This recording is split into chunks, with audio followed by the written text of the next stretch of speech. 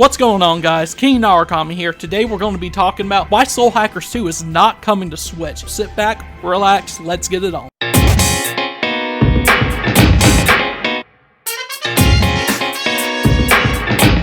Hey guys, so like I said, we're going to be talking about Soul Hackers 2 and why it's not coming to Nintendo Switch. And to help me with that, I've got my resident expert on all things Japanese games sale related. You might know her as JCat on Twitter. I know her as Jody. How you doing today? Hi King, I'm doing okay. How are you? I am good. Still hot off the heels of that Soul Hackers 2 release. I'm really excited. I don't know how you feel about it, but it really got me excited, but also raised a lot of questions. Did it raise a lot of questions for you too?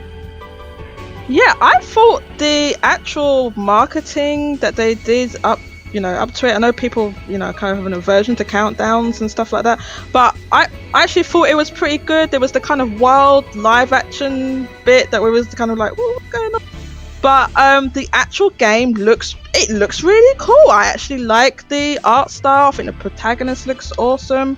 But strange platform choices, yes. Yes, we can talk about how great it looks all day, but let's get into the meat of things. Now, before we get started, a quick disclaimer.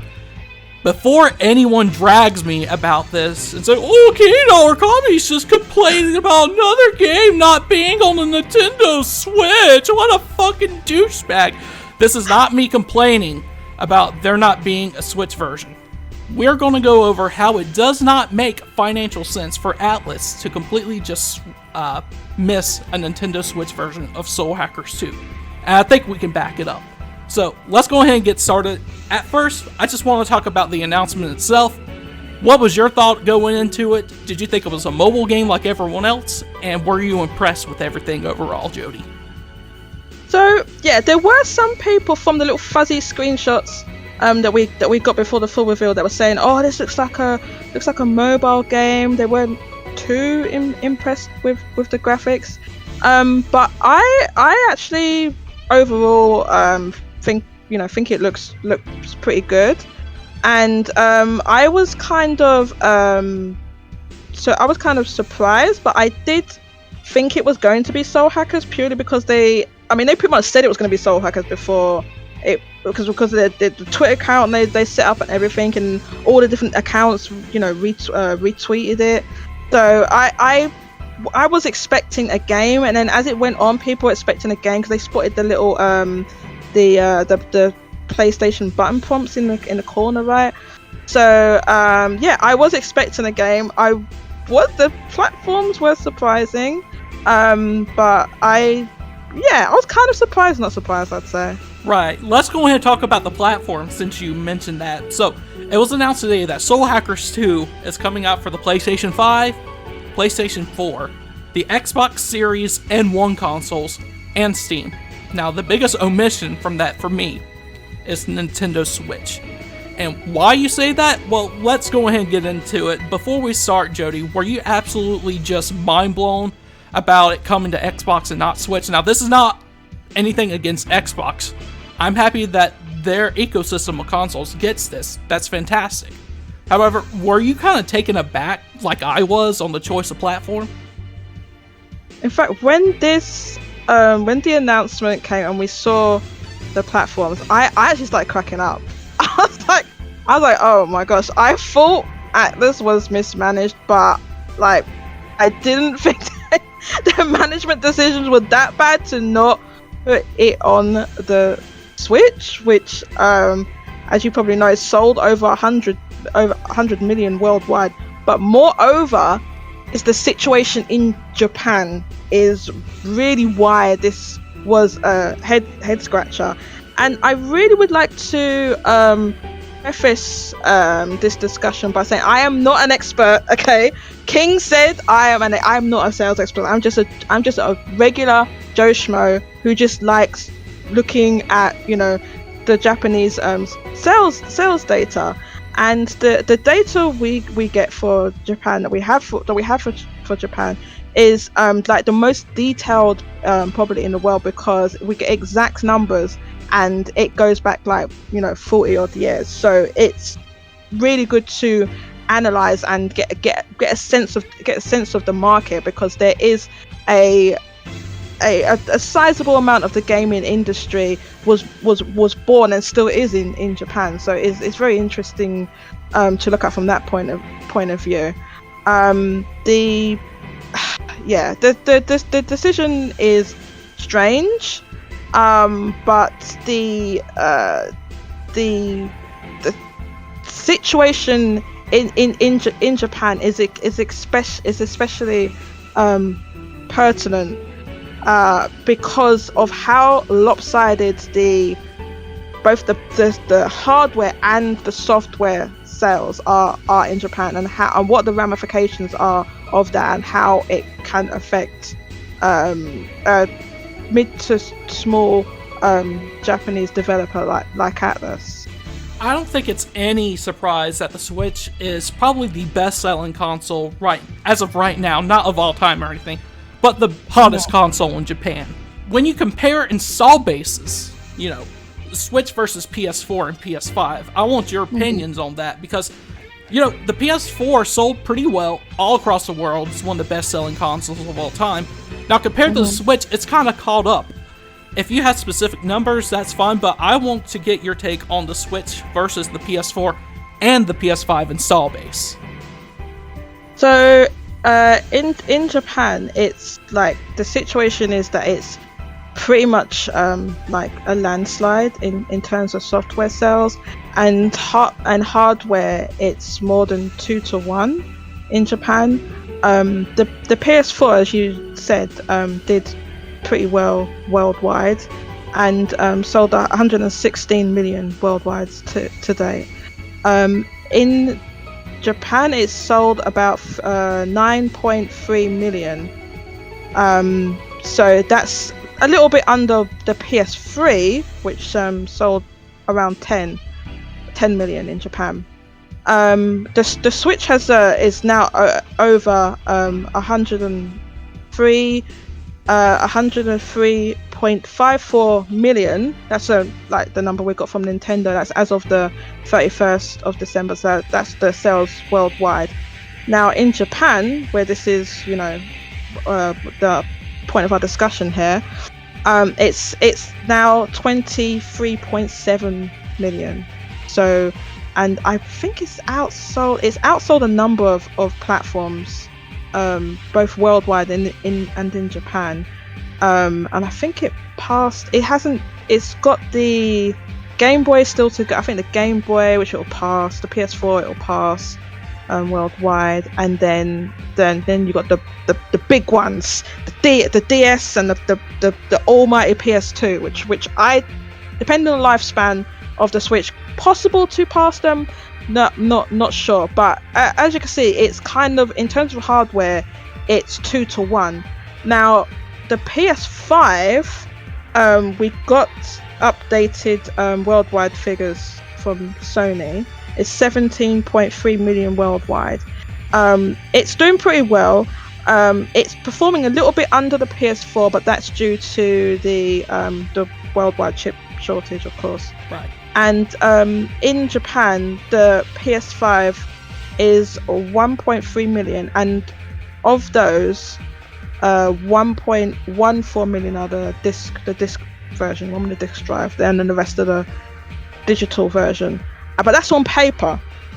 The reason I say on paper it sold that much, because they sold in Japan, but there is a huge scalping issue with scalpers buying PlayStation 5s, mostly through online stores using bots, and then reselling them, sometimes like double the price, to like neighboring countries like China and the Philippines.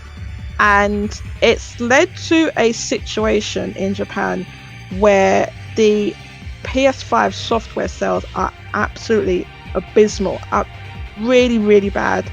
And the PS4 software sales have been dropping gradually. It's like decreased. And the PS5 software sales are not making up the difference. Or if a game comes out on PS5, it just has no legs. So it's come to the people come to the conclusion, based on the software sales for the PS5, that it could be like maybe a third to like half of them past the PS5s have maybe scalped to like China, and there is ample evidence for this, by the way.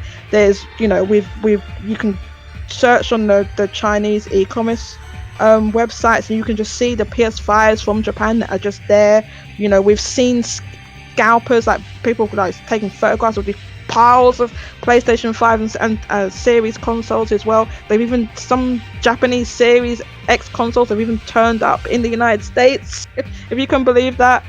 Oh, so, I've seen that. Yeah. Yes, you've pointed it out before. That? Yeah, you pointed it out before, and I saw that. I just think that shit's crazy. Yeah, that was kind of wild. I don't know how commonplace that is, but it's happened, you know, at least a few times. So yeah, it's kind of wild. So we've gone over the Switch versus the PS4 and PS5. Now let's talk about the Switch versus the Xbox install base. And this is not to bash Xbox, but we're talking specifically like towards Japan here, Atlus's main market.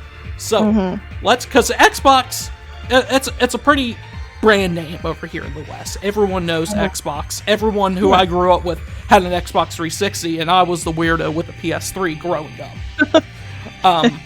But let's talk about, you know, Switch versus Xbox, whether that's One or Series, the install base, if you don't mind.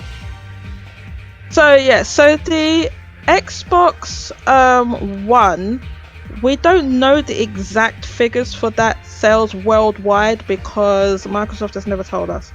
But the approximate sales for that worldwide are about 50 million, right? 50 million.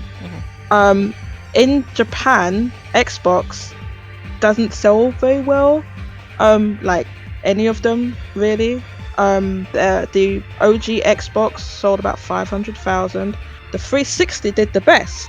That sold over, it was like between 1 and 1.5 million, right? Which seems like a lot, but like I said, the PS3 sold 10 million. The Wii was a bit more than that, I think. But the Xbox One sold approximately 100,000 units total in Japan. So yeah, it was pretty abysmal, even for Xbox. And now the Series consoles, like the Series X and S, how's that doing over in Japan right now? So the Series consoles are doing better. And it's kind of been reported in the Western. It's funny because like the way it's been reported in the Western media, you would have thought like Xbox has blown up in Japan or something. It's like performing a little bit better than the Xbox One, but it's not performing as well as the OG or the 360, which I just said what those sales were. So the Series sales we've got today is at 147,000 in Japan, and that's in just over a year. So it's outsold the Xbox One, which is what's reported in the West. Oh, it's outsold the Xbox One. It's doing so well.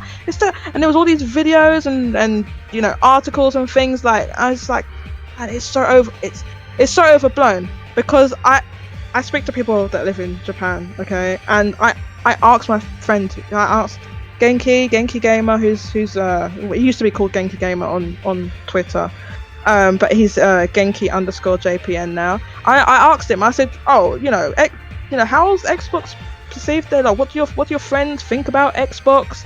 Like?" And he's like, his friend didn't even really know what it was, you know. And it's like that there's people there. It's that small that people don't. It's not like a household brand name. Like Microsoft as a company, like, is, because they make the most popular computer operating system in the world, right? So they're as a company, they're a known name in Japan, but Xbox, not really. And the sales is better, so you'll probably end up with the Series might sell between 500k, you know, could push towards 1 million, probably like, I don't know, could be 600 to 800,000 maybe, might be lifetime, but you know, it's really not doing that well in Right. Japan, Compared to like be the honest, install base of even the PS4 and the Switch itself, it's Yeah. kind of down there in Japan. Now in the West, it's obviously more popular, but like you said, it doesn't have that brand name appeal in Japan. And so that gets me to a few questions actually. So one, with the install base of the Switch, especially in Japan, and Atlus caters mostly to Japan, most of their Persona 25th stuff so far, if you want any evidence of that, has been held in Japan. Exclusive concerts and everything, and exclusive merchandise. And that's not to compare anything to Persona, but why is there no Switch version of Soul Hackers 2? Because we've seen the graphics, and I'm sure you can see them on screen right now. Yeah. They're not the best looking. I think they're highly stylized. I love it, but Yeah, same. it doesn't use like a ton of assets. And the engine, if Scrambled Faz is correct on Twitter, it's the exact same engine that Persona 5 runs in, which also Catherine Full Body runs in, which runs perfectly on the Switch. So if it's not for performance issues, like some suggest it might be, why is there no Switch version coming?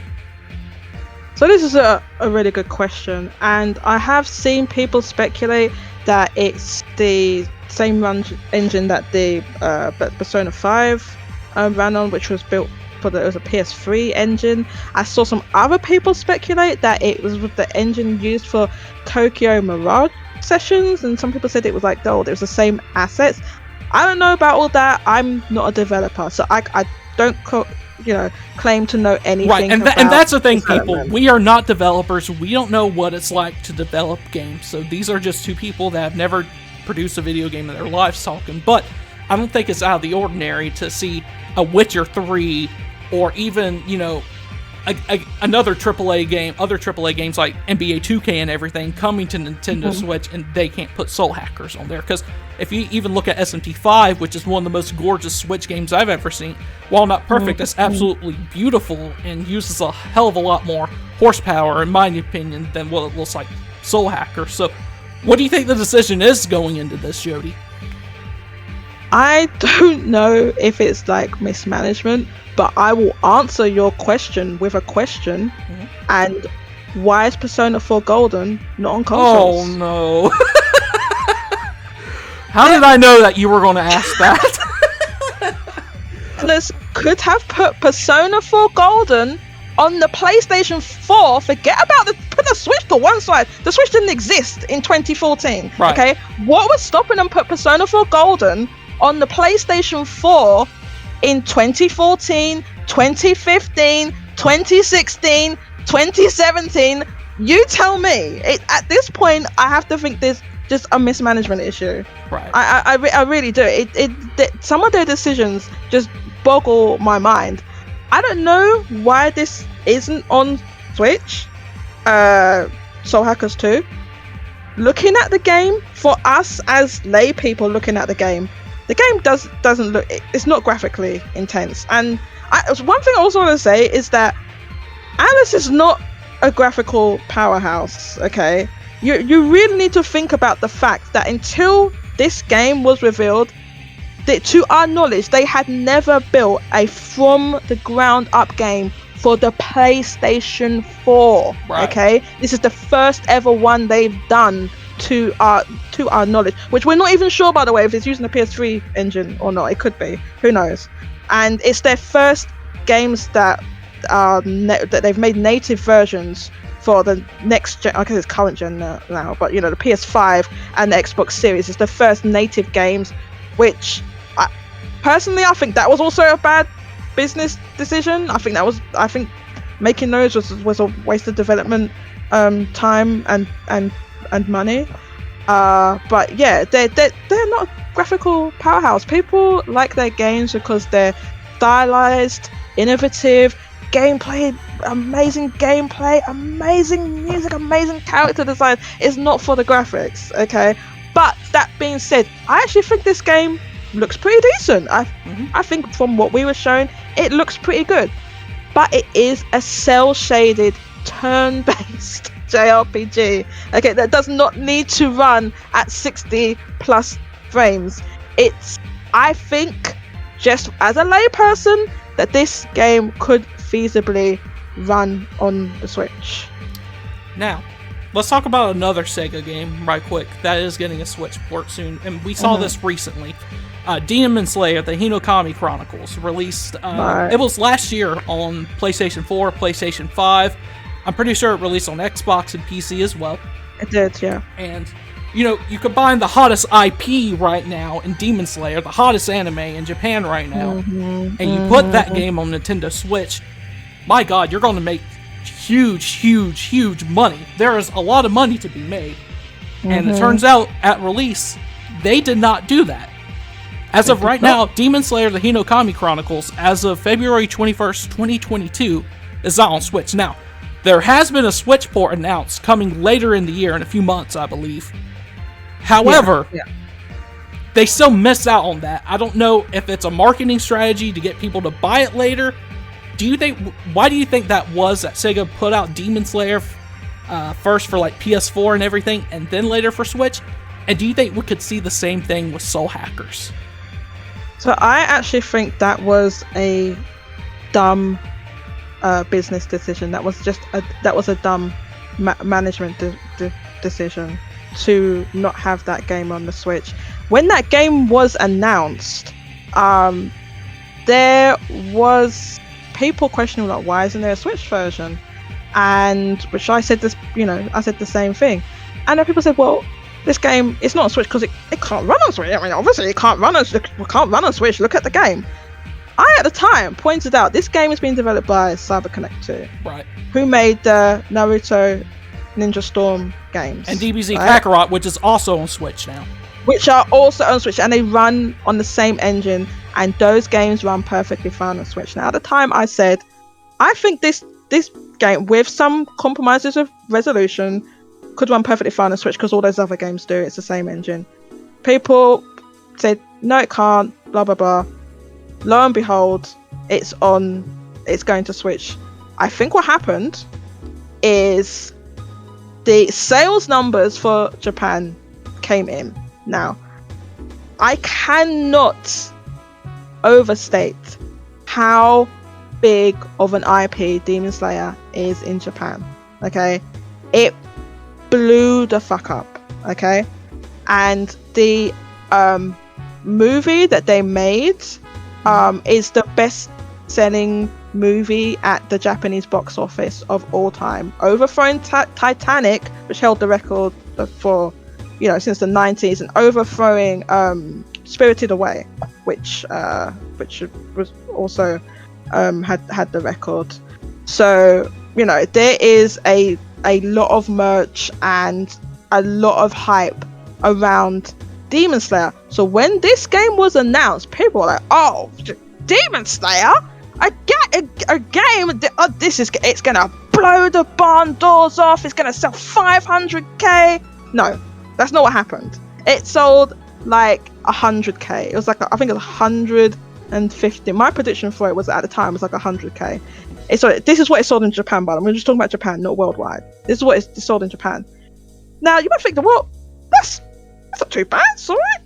But when you compare it to other similar anime games that are selling at 300,000-400,000, you're like, oh right, okay. When you look at it like that and compare it like that, Demon Slayer is bigger than those animes. And right now it's hot. The season 2, they did it to coincide with season 2 of the anime, and you're like, okay, so this really should have sold more, And I talked about this on Twitter extensively last year. I even had Genki. He went out to he goes out to the stores in Japan and just does some kind of boots on the ground investigate. Go follow Genki. He's amazing. He's amazing. He does post a lot of that. A lot of times he posts a lot of pictures. A lot of photos, and he did the boots on the ground thing for me, and went and looked in the stores, and the shelves are full up with copies of Demon Slayer. So I think what happened, that they released the game, Sega saw the sales of Demon Slayer, were like, oh, we did an oopsie, and they hit the emergency port to Switch button. I think that's what happened, because it takes approximately 6 to 12 months to port a game, and you are taking into consideration that obviously the Switch runs a completely different architecture. Okay, it's Right. mobile architecture as well. So sometimes that can make things take a bit longer. And then you got like it's pretty much exactly 9 months because this game's coming out in June. The Switch port is coming out in June, and the original release was October last year. So it's almost exactly 9 months. It's right in that spot of where it would have been a decision after the fact to port the game, not like they was already working on the port, in my opinion. So the sales in Japan for a really Demon Slayer is popular worldwide. It did extremely well worldwide, but it's very Japanese and it's very popular in Japan. You need, because it's the whole thing, right? It's all the merchandise and everything that goes along with it, and a game from a franchise like that sells 115k whatever in the first week that is an underperformance, Definitely. and Soul Hackers is an infinitesimally smaller franchise, a smaller IP than Demon Slayer. So an IP that's a franchise that's kind of, it's pretty much the first new actual brand new entry for 25 years or something. 25 years. So, it's the 25th anniversary of Soul Hackers. It's kind of wild, right? So yeah. The thing that so people might say, why are they comparing Demon Slayer to Soul Hackers? We're not. We're comparing it in the sense of these are very Japanese-centric IPs right here. Atlus is going to market, their games are mostly marketed to Japan. Demon Slayer is mostly marketed to Japan, except Demon Slayer's everywhere right now, but it's still very Japanese, like you said.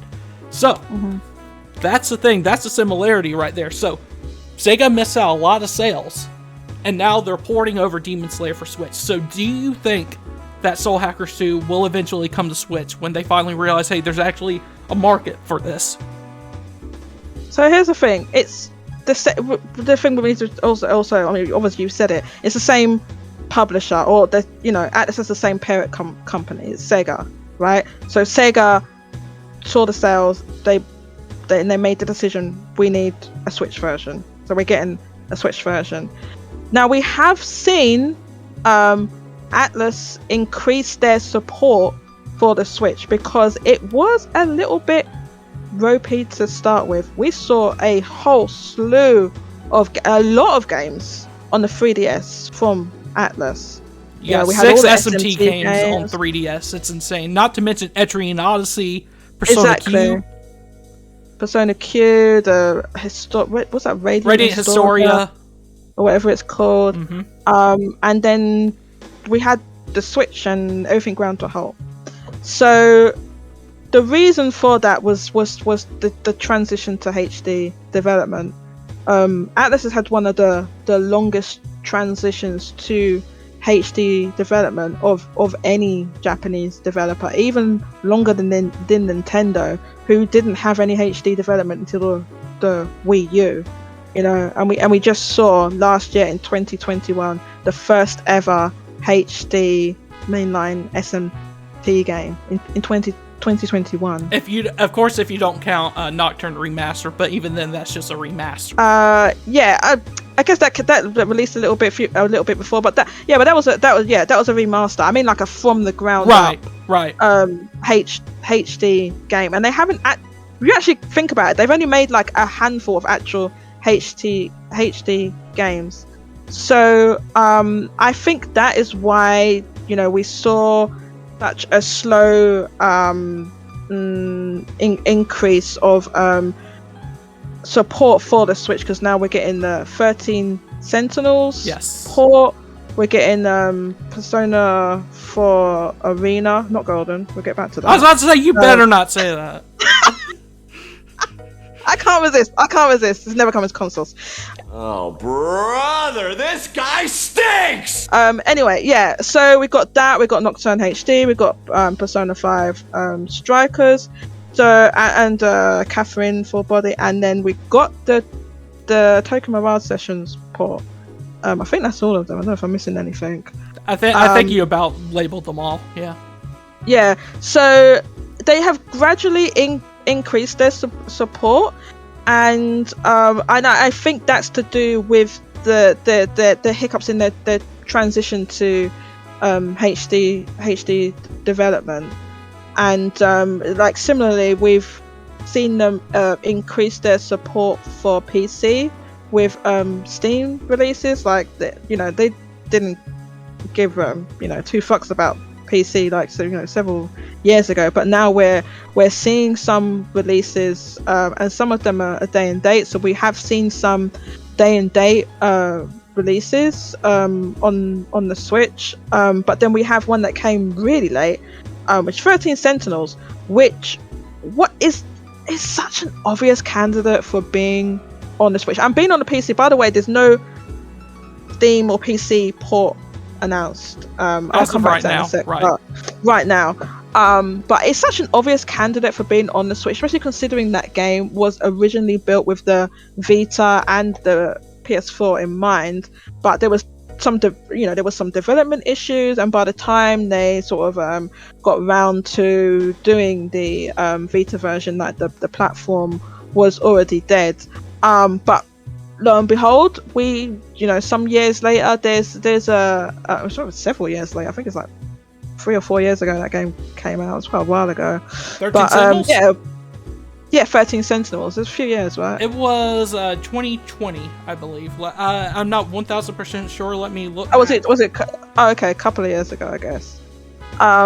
So we saw one coming, and it is a perfect fit for the Switch, given that it was built with a handheld in mind. So I actually think that there will be a Switch version around 6 to 12 months after the release of this Soul Hackers, because we saw what happened with Demon Slayer. To tie it back into Demon Slayer again, Demon Slayer is a much bigger IP that underperformed, and Soul Hackers, whilst there are fans of it, it's kind of a spin-off of a spin-off, it's very niche. It's very niche. So it's more niche than mainline SMT, which is niche. Okay, a mainline SMT game is yet to pass 1 million in sales. Now we think SMT5 is going to get there because it's already got to 800k in a few months, so it will get there. But to date, one has not passed 1 million, and this game, I don't think it's going to sell 1 million. I think it has potential to. It has potential because of the multi-platform, but it's, if you don't put it on the most popular platform, it's not going to reach that. Well, no, not about that, but now Persona 5, that was PS4 exclusive. Well, PS3, PS4, and Royal came out, sold amazingly, Atlus's best-selling game. But I think that's kind of like the exception to the rule, really. And if they market this game right, I think it has potential to do huge numbers. But you have to put it on the most popular platforms. Yeah, so to not put it on the Switch, the Switch has kind of become a JRPG powerhouse recently. We even just saw with the last direct that people were they were kind of taking a piss, saying, "Oh, it's a JRPG direct," and they were moaning because they're just like, "Oh, they just want to see Zelda or whatever." But for JRPG fans like us, it was amazing. There was just a wealth of goodness, and it just is a fact that these smaller to mid-sized JRPGs perform amazingly on the Switch, and especially in Japan, where the Switch it has like 80 to 90% of the software sales. Like, if you're listening to this and you don't follow the Famitsu sales, you can look it up. It's like almost every week. Okay, so you get the top. Initially you get the top 10 software, and then you get the full top 30 and it's like 25 to 30 out of 30 titles are Nintendo Switch titles every week. Yeah, and this has been going on for a long time now, and there's been several, like when the first 30-30 happened, people were like, oh, 30-30, there hasn't been a 30-30 since 1997 or what, I don't know what year it was or whatever it was, and people are like, oh, that's amazing. And then it's like, oh, 30-30, 30 for 30, 30 for 30, every week, 30 out of 30 on Nintendo Switch titles, to the point it's just like, oh, yeah, okay, 30, yeah, all right, yeah, oh, what's new, you know? It's like that routine. The software sales are that lopsided in Japan, and Atlus is a Japan-centric company, right? Which you touched on a second ago, King. But I'd like to explain what I mean by that, because people say, oh, well, Persona 5, it sold the most in the West. It sold more outside the West than it did in Japan.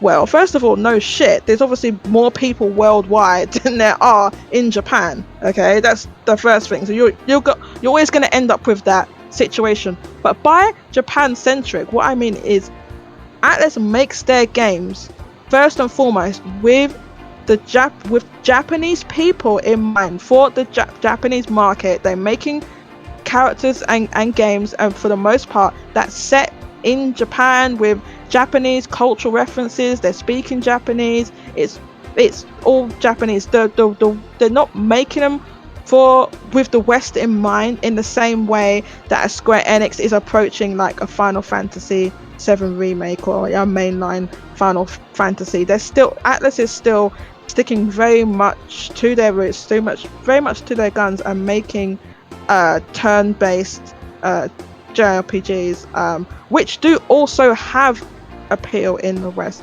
The other point of that, as I pointed out in my Twitter thread today, is that Atlus uses their games, right, as a catalyst for multimedia endeavors, right? So, right, for example, with Persona 5, you know, they had the stage play and the concerts and the merch and the pop-up shops and the collaborations and the anime and the manga, on and on and on and on. And most of this stuff is either just takes place in Japan or is exclusively available in Japan, and we can import it, or it gets translated like years down the line, or like the Persona 5 anime. Yeah, exactly. So it has a knock-on effect, because in order to get people to go to those things and buy those things, they have to be, you know, they have to have access to the game and be interested in the game. They have to have you have to have a fan base of people that have bought the game in the first place. They're like, oh yeah, I'll go and see the Persona 5 stage play. I love Persona, you know. So that is what I mean by Japan-centric, and we've seen this as well with we saw this as well with the Persona 25th anniversary stuff. The first announcement, which in the West we got wallpapers, okay, but if you was in Japan, the announcement was amazing. You got, what did they streamed the anime? I can't remember what the stuff was now, but it was pretty good. It was decent if you was in Japan and you could speak Japanese. You know, they had pop-up shop and ice cream and all sorts of stuff they did, right? So that's what I mean. Like, Atlus's audience is Japan. They're making these games for people that grew up in Japan, that either are Japanese school age themselves or are nostalgic for Japanese school days, which are school is school, and school days is kind of viewed differently in Japan. It's like the best days of your life. You know, high school is amazing, whereas in the West it can be a slog. Not to say there's not issues of bullying and other things in Japan, but it's just the culture around it is quite different. I've been told this by people that have grown up in Japan, and why there are so many media properties, anime, manga, that are centered around school and young people. They're always young. Why are they always young? Youth is also seen differently in Japan. They celebrate youth. They literally have a Children's Day. They have a holiday for children. You know, yeah, we don't have that. Well, I don't know. You don't think you have that in the States. We certainly don't have that in United Kingdom. We don't. I wish we did. It'd be awesome.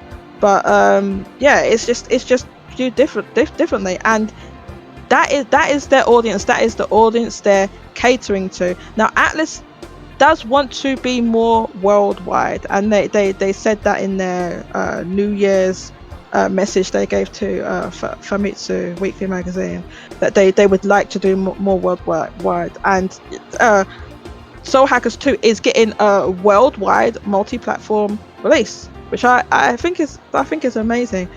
The lack of a Switch version, I think, is going to bite them for a very niche franchise game like Soul Hackers 2. I think we can equate it to this at the end of the day. S&T 5 did very well, was its Swiss exclusive. Atlus's very next game, well, we got, Arena Ultimax and 13 Sentinels, but their next big game, not even on the Switch. Makes zero sense. So, to close it out today, Jody, thank you so much for stopping by. Any final thoughts on Soul Hackers 2? Anything that you want to say? Any hopes for it?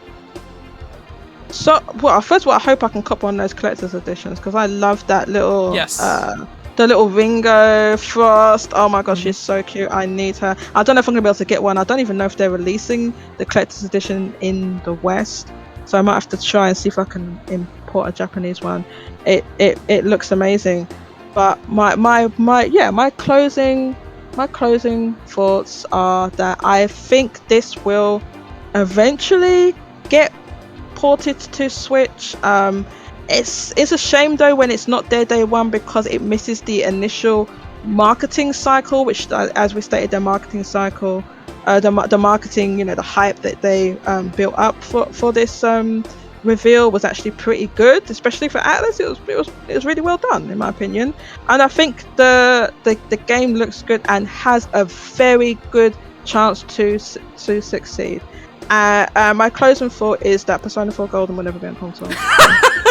You just had to add that in, just to spite me. It has to be done. It's a fact.